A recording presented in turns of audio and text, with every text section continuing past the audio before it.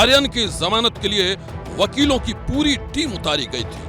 Team की अगुवाई दिग्गज वकील मुकुल रोहतगी कर रहे थे।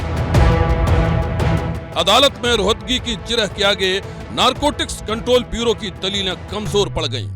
बॉम्बे हाई कोर्ट ने आर्यन को जमानत दे दी। आज हाई कोर्ट ने दोनों साइड की दलीलें सुन के 3 अक्यूज को बेल ग्रांट करा है। Aryan Khan number 1, Arbaaz Merchant number 2 and एक लड़की है, उसका नाम है मुनमुन धमेचा। उन तीनों को आज हाई कोर्ट ने बेल दिया है।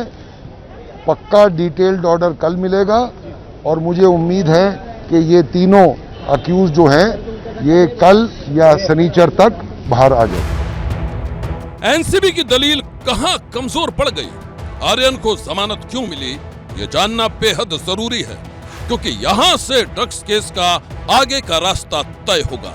अदालत में आर्यन के वकील मुकुल रोहतगी ने कहा, आर्यन के पास से ड्रग्स भी बरामद नहीं हुई है, इसलिए गिरफ्तारी गैर कानूनी है। आर्यन खान ने पहली बार ड्रग्स नहीं लिए। हमारे पास इस बात के सबूत हैं कि वो ड्रग्स उपलब्ध करवाते थे।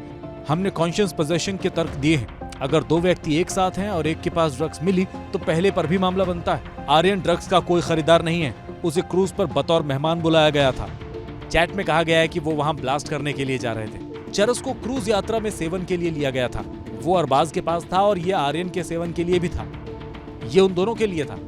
एनसीबी ने यह साबित नहीं किया कि आर्यन ने ड्रग्स का सेवन किया था। आर्यन और अरबाज बचपन के दोस्त हैं। वो एक साथ वहां पहुंचे थे, एक ही कमरे में रहने वाले थे। जहाज पर 1300 लोग थे और आर्यन और अरबाज के बीच ही कनेक्शन था। जिस साजिश के खिलाफ आरोप लगाया गया है, यहाँ कोई साजिश थी ही नहीं, क्योंकि कोई किसी को नहीं जानता। एनडीपीएस के तहत जमानत पहली नजर में मामले की प्रकृति के आधार पर दी जा सकती है, लेकिन जमानत कोई नियम नहीं है। 6 ग्राम के लिए कॉन्शियस पोजेशन कैसे हो सकता है? उनका तर्क है कि संयोग नहीं होने के कारण ये एक साजिश है। साजिश का अनुमान से कोई लेना देना नहीं है। बॉम्बे हाई कोर्ट में 3 दिन तक ये बहस चली और तीसरे दिन अदालत इसी नतीजे पर पहुंची कि आर्यन, अरबाज और मुनमुन जमानत के हकदार हैं। आज कोर्ट ने तीनों का सुनवाई करके 3 दिन के लिए तीनों को बेल दी है। जब तक ऑर्डर हाई कोर्ट से नहीं निकलती है वो जेल से नहीं निकलेंगे। आर्यन, अरबाज और मुनमुन की जमानत ने एनसीबी की मुश्किलें बढ़ा दी हैं, क्योंकि एनसीबी पर लगातार झूठा केस बनाने का आरोप लग रहा है।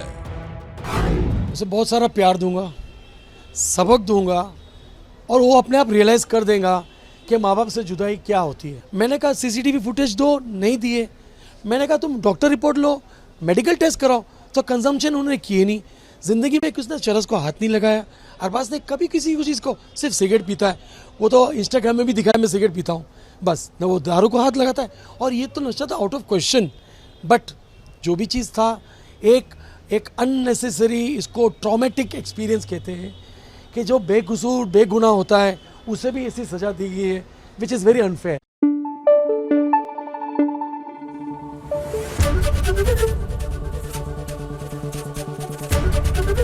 एबीपी न्यूज आपको रखे आगे।